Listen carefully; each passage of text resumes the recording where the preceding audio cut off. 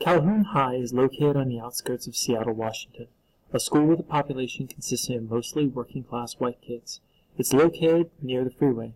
From the Calhoun parking lot, you can hear the traffic, constant cars breathing. In 1999, Seattle is a booming new rich economy, and Calhoun has recently erected a new school building, shiny and modern, with wheelchair ramps and automatic doors, a computer lab with state-of-the-art equipment. The building is now so new it seems to have no ghosts. Walls are made of materials such as that moment graffiti is written, it can be washed away. I spend a series of mornings loitering in Calhoun cafeteria, observing the tribes of this particular high school.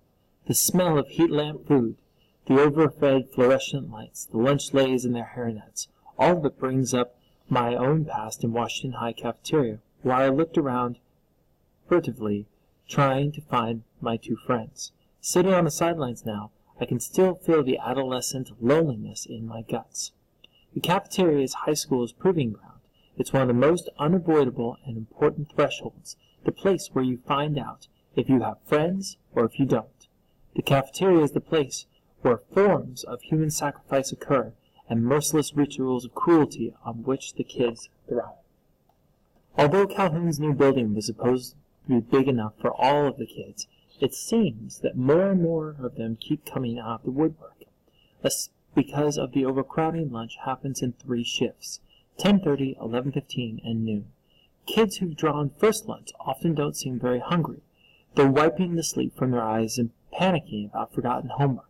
They drink coffee, hunched over like harried executives. All the special ed kids are assigned to first lunch.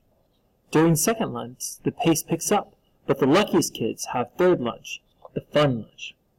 Each group of kids moves in and out quickly, and in the brief interludes of emptiness, custodians move through with giant brooms. Every time they migrate, the kids leave items behind: backpacks, notebooks, jackets, eyeglasses.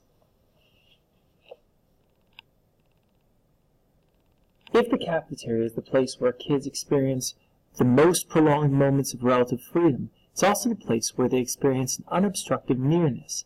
In these free moments, violence can erupt, and Calhoun has employed an armed cafeteria monitor, a nice guy with a golf shirt, with a gun tucked discreetly in his belt. As the school's ground zero, the cafeteria's tension derives from the way the kids are both in and out of school. It's a decentered environment, a place where they can make independent choices, sit where they want to sit, whisper to their friends who they are separated from in class. Cafeteria life in Calhoun is a game of chance. Devastation comes when a kid draws the wrong lunch. One girl tells me how she used to feel like she had friends, but then all her friends were assigned to third lunch, and she was stuck in second by herself.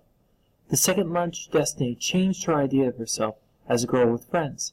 Now she sees her crowd only after school, and there are many stories she will never hear. Many plans she is left out of. She tries not to be bitter when she talks to me, but she's clearly troubled that there's no way to cross over into third lunch. Realm now a realm as distant as the Emerald City. This girl hovers somewhere on the edge of the tribe. She's not a complete outcast, but she isn't popular either. She's artsy and bohemian. She possesses a complex prettiness that boys will probably notice later. Although she is clearly in a bind, stuck without her friends, her loneliness is relatively manageable and escapable. Other kids operate on a deeper level of loneliness. An obese girl valiantly ignores the snickers of boys across the aisle from her as she eats during her first lunch. A boy at second lunch has some strange muscle condition that causes him to swat the air as if he's surrounded by insects. No matter whether it's first, second, or third lunch, the popular kids always cluster around the same geographical area of the cafeteria, in the front, near the windows.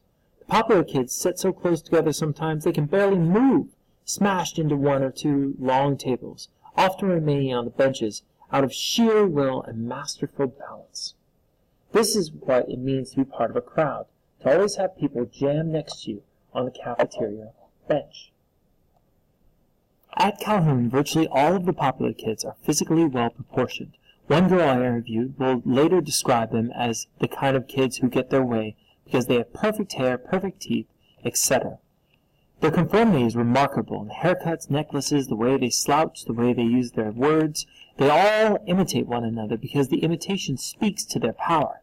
In this context, Conformity is not a cop-out, but a way of broadcasting the fact that you aren't a weirdo, that you are speaking in the signs of the chosen ones.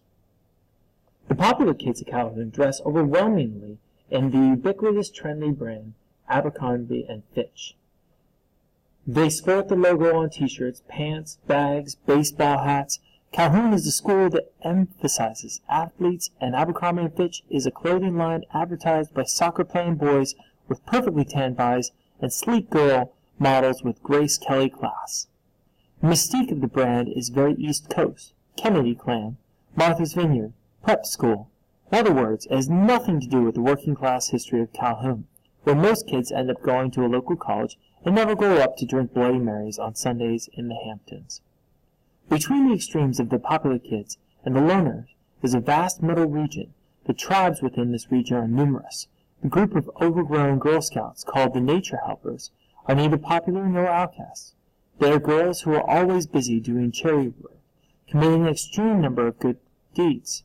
There are theater kids who sit near the back of the cavernous space, immersed in the news of the next play, good at acting, confident, always an edge of an act about them, always making entrances and exits. There are the computer geniuses at Calhoun, all of them unwashed, disheveled boys. They never seem to look in mirrors or out windows at the natural world. The screens of their computers take their eyes away from everything. A boy carefully pops open his laptop as he devours the cafeteria's fluorescent orange nachos, careful not to drip on his keyboard. One of the most notable groups in Calhoun's cafeteria appears during the third lunch. A gang of boys, huge but not athletic, class clowns, and rock and rollers.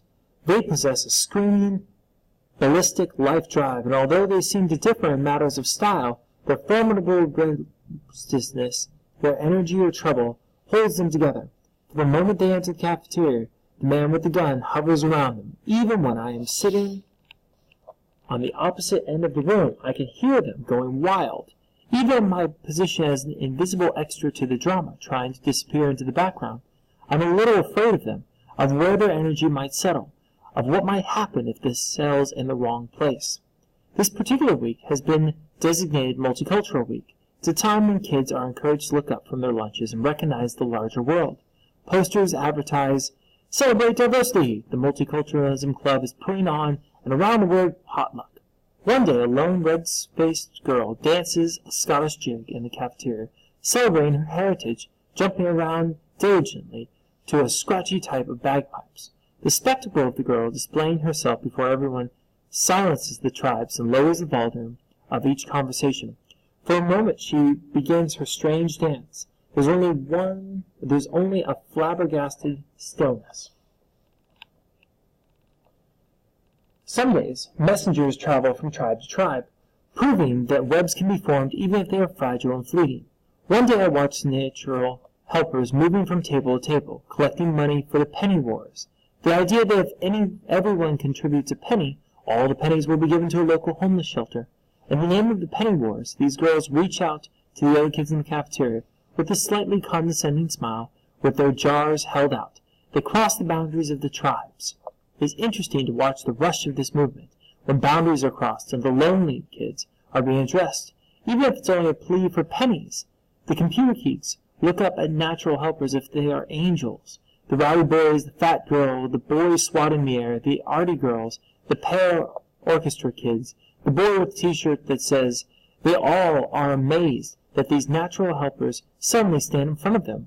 "Give a penny for the penny wars," the helper says, beaming like saints.